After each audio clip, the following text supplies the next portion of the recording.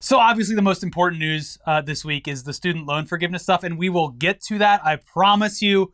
But first, virtual performers are obviously nothing new. In fact, there are a legacy of these types of artists and performances that goes way back, but the more relevant examples stretch from the late 2000s introduction of Japanese pop star Hatsune Miku, all the way to the Tupac Shakur hologram performance at Coachella back in 2012, to Instagram influencer slash singer Lil Miquela, to Twitch streaming phenom Code Miko.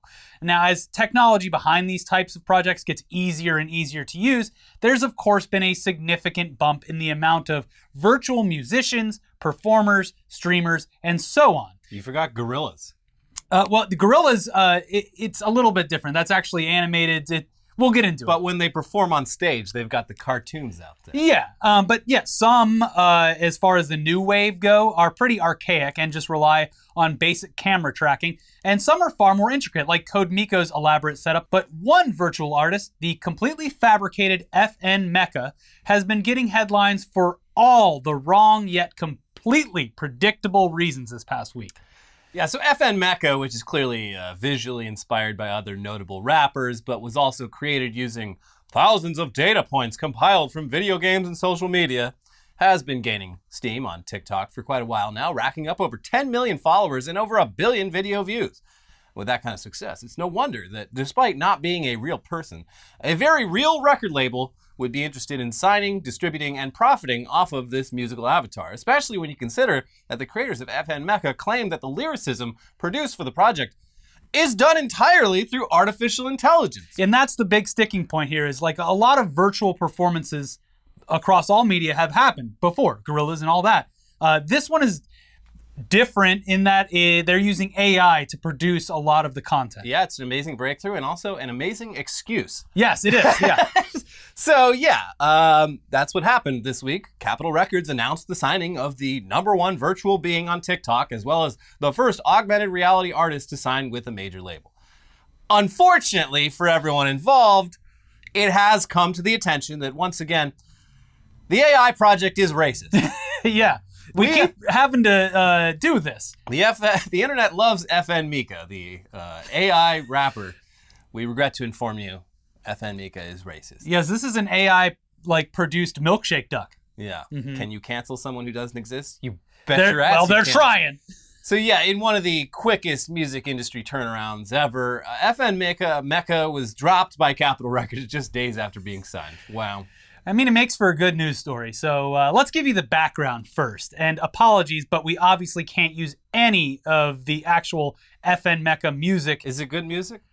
It sounds like, I don't follow a lot of the younger rappers. Yeah, the like TikTok level, once you get to like the TikTok SoundCloud sort of level of rap, that it's just, I'm too old. I'll tell you what, if you want to hear a fantastic hip hop album that was just released, Danger Mouse and Black Thought collab. So a bunch of 45-year-old men in the studio cracking their backs. Yeah. Album of the year contender. Yeah, I mean, it is really fucking good. Danger Mouse can do no wrong. It is really, really good. And it's Black Thought from The Roots. So that's all. That's very good. But again, I'm old. What do I know? Yeah. So it should go without saying we can't use any of FN Meka's actual music in the episode because that would get us a copyright strike instantly. But we assure you that it sounds exactly like you think it does. And if you're still curious, there are always links in the description below. Anyways, FN Meka first started getting industry attention last year after going viral on TikTok, paying its dues by first signing to a smaller label called Factory New, which only signs virtual artists. It was in reality actually developed by this music label. But according to a write-up back then in industry outlet MBW, it was indicated that while FN Meka's lyrics, chords, and tempo are all completely based on AI, he's actually voiced by a human, though the label claimed this would eventually become unnecessary as the tech evolves. Quote, "We've developed a proprietary AI technology that analyzes certain popular songs of a specific genre and generates recommendations for the various elements of song construction, lyrical content, chords, melody, tempo, sounds, etc. We then combine these elements to create a song. As of now, a human voice performs the vocals, but we are working towards the ability to have a computer come up with and perform its own words, and even collaborate with other computers as co-writers. So this is allegedly what makes FN Meka different from all those other virtual artists like Hatsune Miku, Gorillaz, or even artists that perform under a hidden cartoonish identity like Marshmallow or Dead Mouse. FN Meka is created by an AI, which begs the question, can an AI be racist? Well, we've already answered that question numerous times throughout the existence of this show, and the answer is always yes. Yeah. But that's because AI can only produce a coherent output after analyzing whatever is fed to it. So yeah, when Microsoft's Tay just scrolls Twitter all day and then ends up becoming racist, and keep in mind, this was like 2015 era Twitter, not the safe space that it is now. Yeah, I mean, it turns racist because that's what it was creating responses based on what it learned online. Yeah, so like FN Meka being fed a bunch of black artists' music and then creating something that fits with that, despite the people behind it, the main one in particular being white, that's where the problem is, where it's just like, it doesn't have these lived experiences because it's a fucking computer-generated creature. Yeah, that is interesting. So yeah, FN Meka is obviously fed a bunch of hip-hop tracks and creates what it thinks is a good song based off of all that. So if those songs have themes specific to the black community and black experience, and also predictably use the N-word, there's a decently high probability that FN Meka is going to use those themes, that cadence, and that language for the AI to not only fit in, but grow and thrive. Yeah. But therein lies the issue. What if the team behind FN Meka are not black themselves? Just a bunch of pasty, milky, gingerbread, or not gingerbread, white bread, white guilt, To be fair, it's just the main two guys. One's Asian, one's white. The guy that's mainly behind it, he does indicate that he has a diverse team working at the company. Oh, so I'm sure he does. Trying to be as fair as possible. Some of us are left-handed. But yeah, the two people credited with the design, production, and marketing of the character are Anthony Martini and Brandon Lee. So this, along with an outcry from black artists, has resulted in this virtual rapper being dropped from its new label.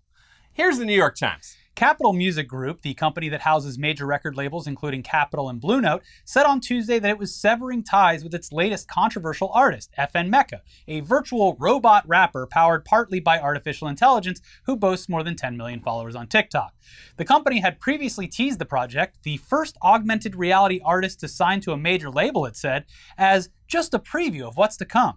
Yet, after growing backlash to what skeptical observers said amounted to digital blackface, including content that seems to trivialize our incarceration and police brutality, Capitol said it had severed ties with the FN Meka project, effective immediately.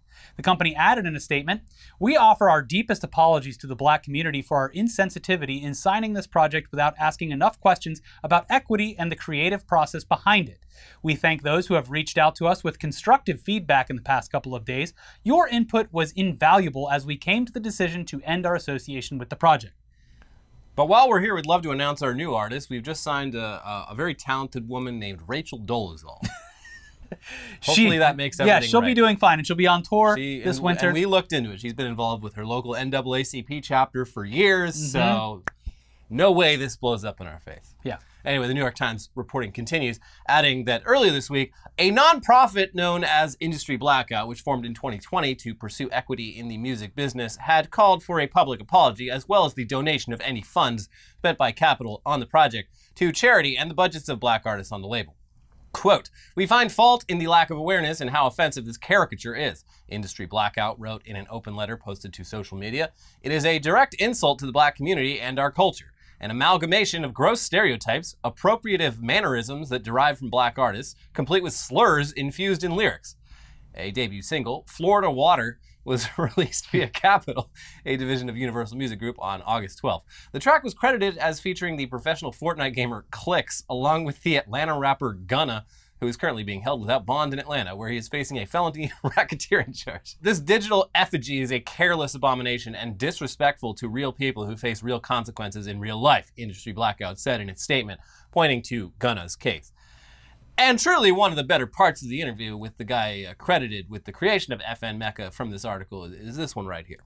Responding to an image that made its way around social media showing FN Meka being beaten being beaten by a police officer in prison, Martini added, Some of the early content now, if you take it out of context, it obviously looks worse or different than it was intended. Holy shit.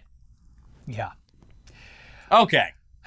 Come on. All in all, though, it's just another example of the completely lifeless and stupid art that is being increasingly pushed out and embraced by companies who are desperate to not have to actually pay people to create things.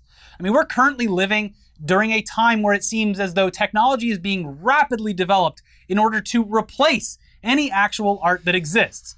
And it's the same thing for traditional artists and animators with all the DALL-E AI art stuff. It will eventually become good enough that there won't be a need for large companies to use actual artists for things, because why pay for something when a machine can just shit it out? Yeah, I don't know. I think it's never going to crack the sort of uncanny valley of like... You would hope. Yeah, like, because everything right now, even the best stuff, you know, on your phone, at arm's length, wow, incredible. You look at it up close, it's like, yeah, this was made by a fucking computer. Counterpoint, that same argument 2 years ago versus right now is completely different. So in another 2 years, it could be completely different again. It'll definitely get better. But, yeah, I mean, honestly, we feel like there should be an emotional connection with art that is created by the artist's years of personal experience and honed talent. That's what makes it fucking art.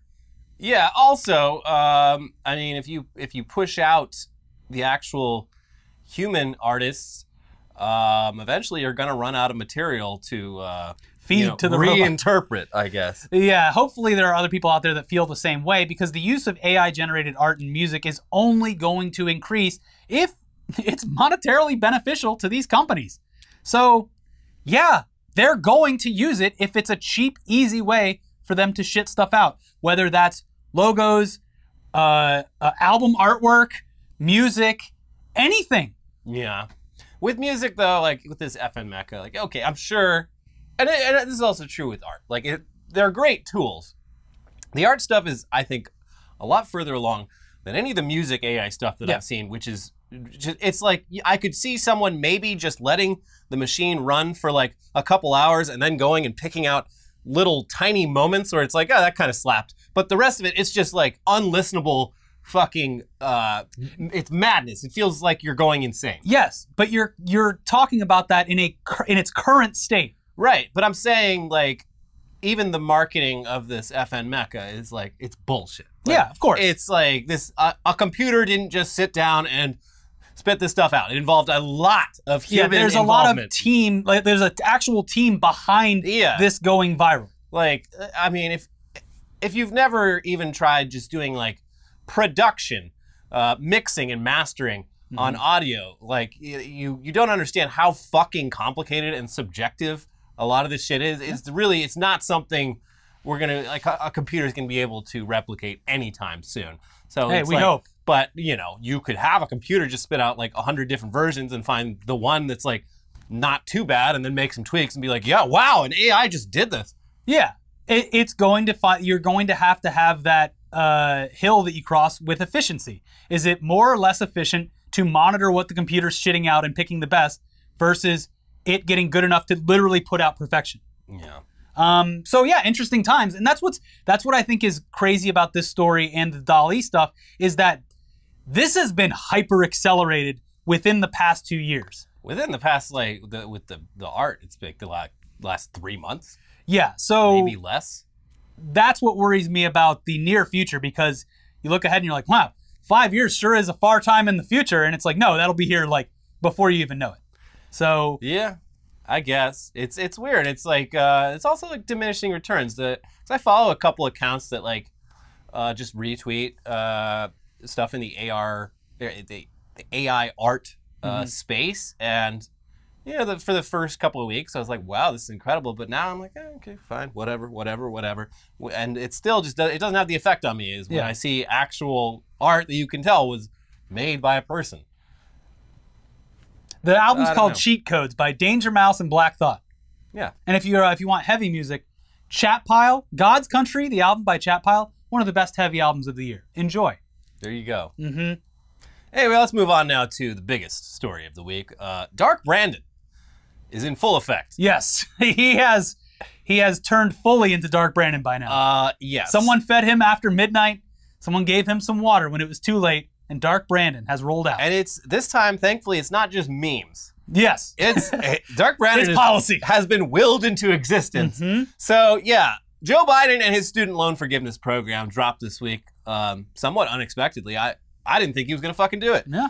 And yeah, aside from offering direct financial relief to low and middle income citizens, it also had the bonus effect of just triggering the fuck out of conservatives so hard that they have spent the last 2 days bitching and moaning and malding and crying about it online, only to have their own blatant loan forgiveness thrown back in their smug faces. This you? Yes. But before we get into conservatives literally frothing and rolling and screaming and getting the screaming barfies over poor and middle class people finally catching a fucking break in this just evil fucking country, let's explain this student debt forgiveness program, because there's actually plenty of misinformation out there about it. Yes. So first off, yes, we are of the opinion that this administration should have just canceled all student debt, considering the political hit job that they were going to receive regardless of what extent they took here as a result. The reactions from conservatives were always going to be extreme and unrelenting, whether $100 or $100,000 was forgiven. So might as well just take the hit and forgive all student loans. Yeah. It's similar to a lot of Fox News boomers are still fully convinced that the cities of like Portland and Seattle and Chicago were literally burned to the ground They're still rebuilding in 2020, and that's because those cities defunded the police. Neither of which are things that happen, but it's like, if people are acting and voting as if the police were defunded, well, then just fucking do it. Like, well, yeah, same thing with the Obamacare. Like, why not just go all the way with it? They're going to give you as much shit as if you did. Yeah. And then, fucking 10 years later, the people who are actually benefiting from it are still the ones complaining about it. Yeah. So it's all like, just do it already. Yeah. Anyways. But yeah, this is what we've got. It's not great. It's not nothing. It's progress. Yeah. By American legislative standards, it's actually quite a fucking accomplishment. Yes. It might not seem like that if you live in any other country in the world that is developed and actually cares about the public good that comes from having an educated population with skills that are able to contribute to the country's productivity. But, for us, it's pretty good. We got it as a treat. We got this as a treat. Yeah. Yeah. I didn't get it. I made more money last year than I qualify, and I still fucking love, mostly because people are mad, but I'm happy for everyone else. Yeah. This doesn't affect, like, I went to community college for not a very long time, so I didn't have a massive amount of student loans, but guess what? I'm not mad that other people are having their loans forgiven. I think it's actually really cool. That's been my favorite thing, is like so many, like all these fucking like third generation fucking East Coast Ivy League journalists complaining like, well, what about the poor people who are like working jobs like on the railroad because they and like just people jumping in like, hi, I did not go to college. I drive trucks for a living. This is good. Yeah. Why should anyone who hasn't suffered as much as me have something better? Like, it really cuts to the core of the conservative platform. People need to suffer in order to do things. Yeah. Yeah. So yeah, having said all that, let's just look into the actual details of this plan, who it affects, and the options available for borrowers. Yeah, first up, the federal loan repayment pause has been extended through January, so anyone with federally held student loans who hasn't had to pay during the duration of this pause will not have to restart payments until January 2023. That's the small part up front. Here's what the real meat of this aid package where it gets going, though. Part 2 provides targeted debt relief to low and middle income families. The U.S. Department of Education will provide up to $20,000 in debt cancellation to Pell Grant recipients with loans held by the Department of Education, and up to $10,000 in debt cancellation to non-Pell Grant recipients. Borrowers are eligible for this relief if their individual income is less than $125,000 or $250,000 for households. In addition, borrowers who are employed by nonprofits, the military, or federal, state, tribal, or local government may be eligible to have all their student loans forgiven through the Public Service Loan Forgiveness Program.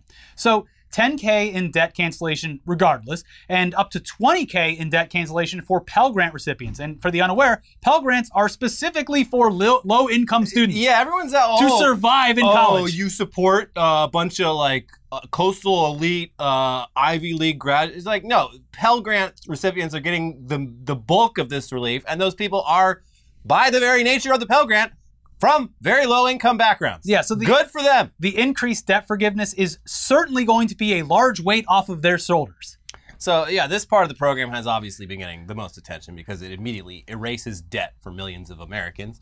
But there's another section that is honestly just as vital for current and future students tacked on at the end, thanks to an update to income-based repayment plans. So under Biden's plan, borrowers will pay no more than 5% of their discretionary income monthly on undergraduate loans. So that's your income after taxes and cost of living expenses. That's pretty great because I remember right when I graduated from college, they're like, hey, buddy, it's time to start paying. And I was like, what? Hold on. I have $0. Yeah, like the amount you're asking me to pay per month is like this is what I would be making total with any like entry-level job. I would have no money left over. Sir, let me calm you down here. You see that payment? That's mostly interest. So you're never going to climb out of this hole. And they're like, hope you have a good life. Like, oh, that's fine. You can defer it. Just know that we will keep racking up the interest while it's in the background. We actually prefer that you defer. This program, throughout its entire existence, has been predatory. It is fucking predatory. And the Bible does not have nice things to say about you people guilty of usury. Yeah.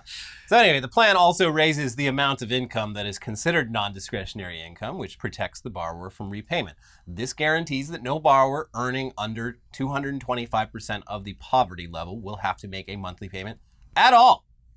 Hell yeah. Great. Next is forgiving student loan balances after 10 years of on-time payments. And finally, this plan will cover the borrower's unpaid monthly interest. No borrower's loan balance will grow as long as they make their monthly payments, even if that payment is zero because their income is low. So again, to clarify, these are for federally held student loans. Private loans are a completely different beast. I know I think mine came out to like about half and half. A lot of people consolidate into private to get a lower interest rate. Yeah. But again, this is for lower and middle class people. And if you are under that income threshold, your life just got a lot fucking easier at the stroke of a pen. And people act like, oh, this is like bad for the economy. Like, no, it's actually really, really good for the economy. What do you think they're going to do with this extra fucking money, you idiot? If people who had little to no expendable income now suddenly have a lot more expendable income, like this is another thing. Like rich people, they're like, well, if you gave me $10,000, I'd obviously immediately invested it in my one of my Roth IRA or my mutual fund or whatever. It's like, no, that poor people, if you gave them $10,000, they've got like a long fucking list of things to spend that money on, and it's not just like fancy, living it up stuff, like actual fucking people could start a fucking business. They could get out under crushing debt. They can actually live their fucking lives. Repair their house, like buy a house, go on a trip. Like they're gonna be putting that money back into the economy almost immediately. I guarantee it. None of these fucking people are going down to the bank and opening up an investment account. Yeah.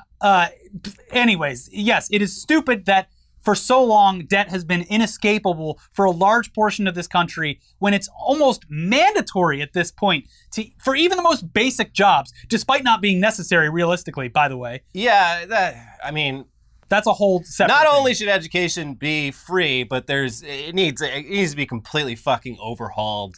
The system they have in like Germany is maybe too far with what I want, but I like how they do it there, which is like, you basically get, they figure out through testing throughout your education career, like, buddy, you're not gonna be writing any books, but maybe you'd be great at repairing cars or something. So that's what you're doing. A vital career, by the way. And also, we know exactly how many people we need repairing cars for the foreseeable future. So that's just what's going to happen. Like, we're going to always make sure we have enough people.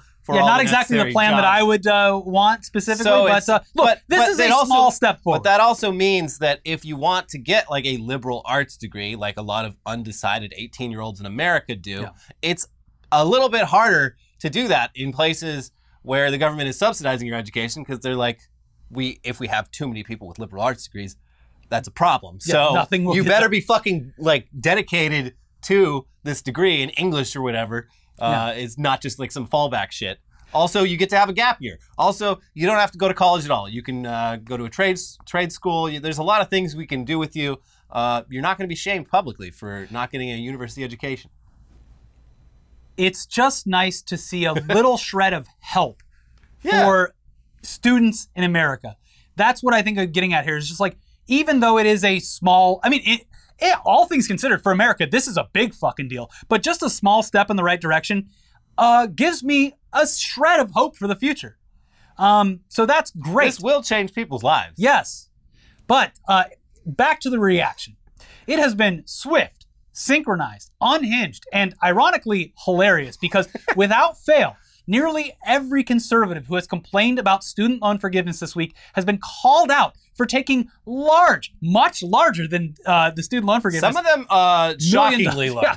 So, taking out large PPP loans during the pandemic, loans that were forgiven by the government. Oh my God, these freeloaders. Look, these welfare queens. It was almost too good to be true. This was a layup. This was a total layup with the fact that all of these people took PPP loans. Yeah. And then this was... almost without fail.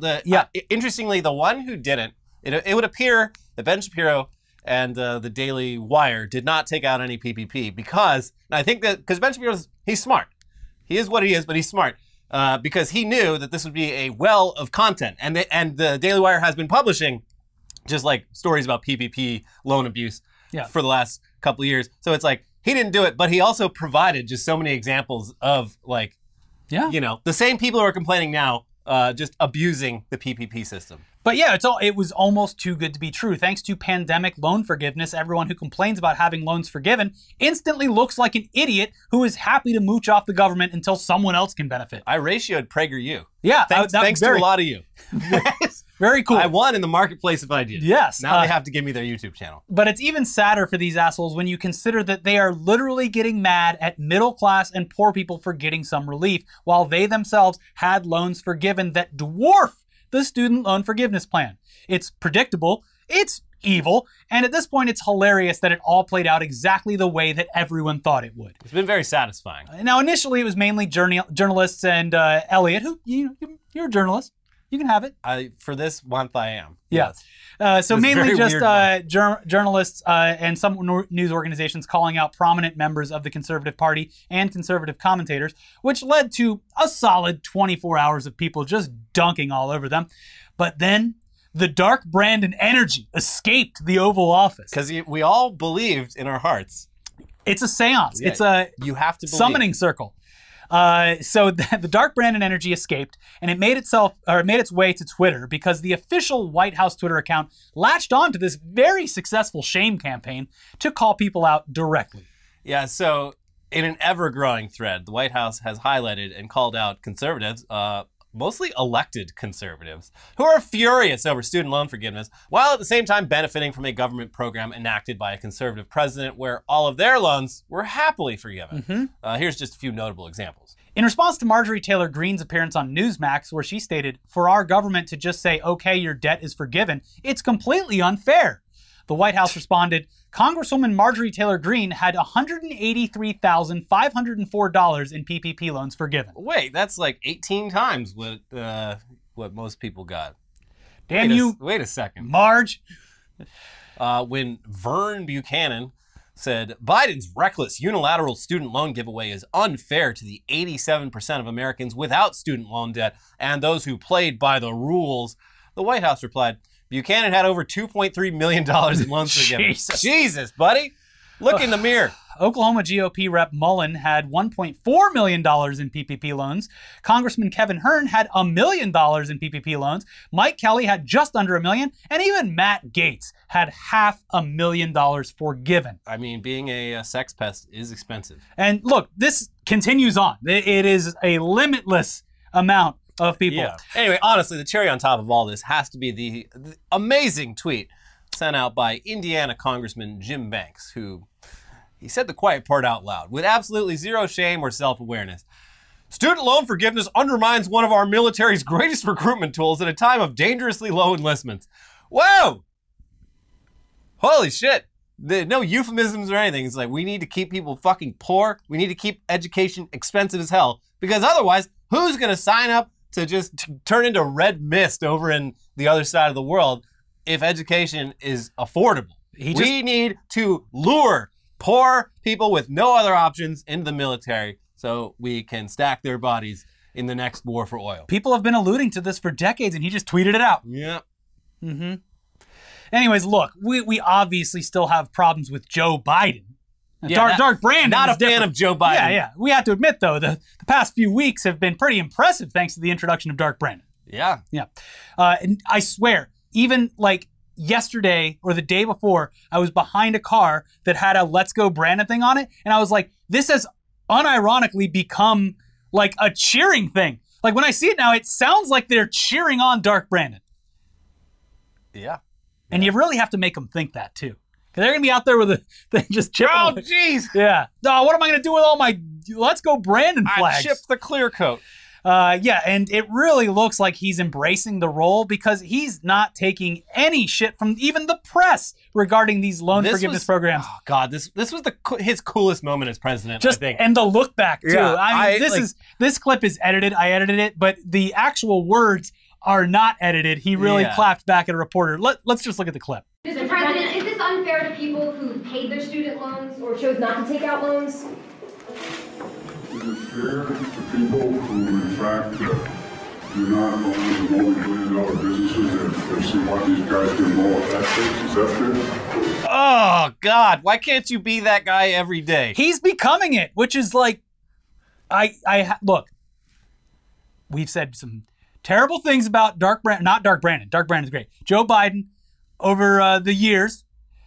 But look, this is at least promising. These are good policy decisions. Yeah, they're fine. They're not the best. They're not the best. They're not the best. But look, I've come to the realization as an adult that when people do the bare minimum, that's what anyone should be doing anyway. Yeah. People are just doing the worst things at all possible times. Yeah, and it's also it's more about just like he did the bare minimum and didn't like try to pussyfoot around it. It's just like, no, we're doing it. And also, like, anyone who complains about this is a fucking hypocrite. It's just like the quiet quitting thing that's going around now. Yeah, it's like, no. Quiet quitting. No, people are just doing the amount of effort that they're getting paid for now. Yeah. So if you don't pay them what they're worth, they're going to give you as much productivity as you're paying them. Yeah. It's not quiet quitting. Ugh. Anyway, while Dark Brandon is having a pretty good moment right now, the same cannot be said for his biggest political rival, Donald J. Trump, who is not only dealing with a criminal probe in New York, but was also recently visited by the FBI for stealing classified documents from the White House. Nearly every day since the raid at Mar-A-Lago, Trump and his associates have demanded that certain information should be released, only for agencies to go ahead and just actually release the information, which has so far resulted in making Trump look worse. Yeah. Depending on when you're watching this video, the latest bit of information may have already been released because it was announced just before we filmed this that a redacted version of the affidavit used to justify the FBI search of Mar-A-Lago has been cleared for release. Ooh boy! Here's CNN with more on this. The Justice Department must release a redacted version of the Mar-a-Lago search warrant affidavit by noon on Friday, a federal judge ruled. The affidavit lays out why investigators believe there was probable cause that crimes had been committed. Earlier Thursday, the DOJ submitted its proposed redactions to U.S. Magistrate Judge Bruce Reinhart, who issued the order for the public release. And again, Dun dun. As of when we filmed this, we have no idea how much of the affidavit will actually be released, considering that the DOJ would need to just, at some level, maintain secrecy regarding the criminal investigation. Like, there has to be some stuff that they can't release because it's an ongoing investigation. I just want to see if there's a line item in there, like if they just brought along, just in case, a toilet pump. We had to piece together all of the thrown away documents. Yeah. The septic tank outside of Mar-a-Lago was the real gold mine. God, you can't even steal classified documents anymore without big government getting all up in your face. What is the word?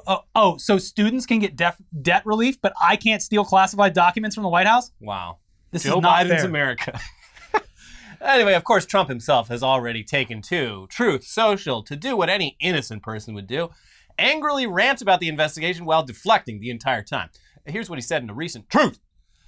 Even though I am as innocent as a person can be, and despite my campaign being spied on by the radical left, the FISA court being lied to and defrauded, all of the many hoaxes and scams that were illegally placed on me by very sick and demented people, and without even mentioning the many crimes of Joe and Hunter Biden, all revealed in great detail in the laptop from hell, it looks more and more like the fake news media is pushing hard for the sleaze to do something that should not be done. Who's the sleaze? I have no idea, but look, here's the thing. No one is suffering more from Trump's absence on Twitter than you, because you do the Trump voice, and Truth has no character limit. So he just rambles on, and really it hurts drives your me voice. out, yeah. At least with the tweets, you have a break in between the rambling. Yeah, and he was better when he had limits. You had to get creative with fitting it in, you know? The Coca-Cola company is very unhappy with me. That's okay. I'll keep drinking that garbage. On Truth, that would have been a fucking paragraph. Yeah. It's perfect. Anyways, that's it for today's episode. I know we only covered like 2 or 3 topics, but it was a week. It was certainly a week, and we'll be back soon for some somehow weirder news than all of that with Weekly Weird News. But in the meantime, please catch up on our most recent episodes. We have a Tech News Day that goes into bullying Mark Zuckerberg into finally admitting that his stupid Horizons looks like shit. And also a daily episode from earlier in the week that goes into some Trump stuff, but also highlights a hilarious slide in Michigan and Peaches that believe 9/11 was an inside job. Check out both of those videos. Click the join button if you're feeling frisky, or, you know, for free, just leave a comment or a like, or just subscribe to the channel. Do something. That is us activating you to do something. Thank you very much for watching. We'll see you soon with Weekly Weird News. Have a good night. Bye-bye. Bye.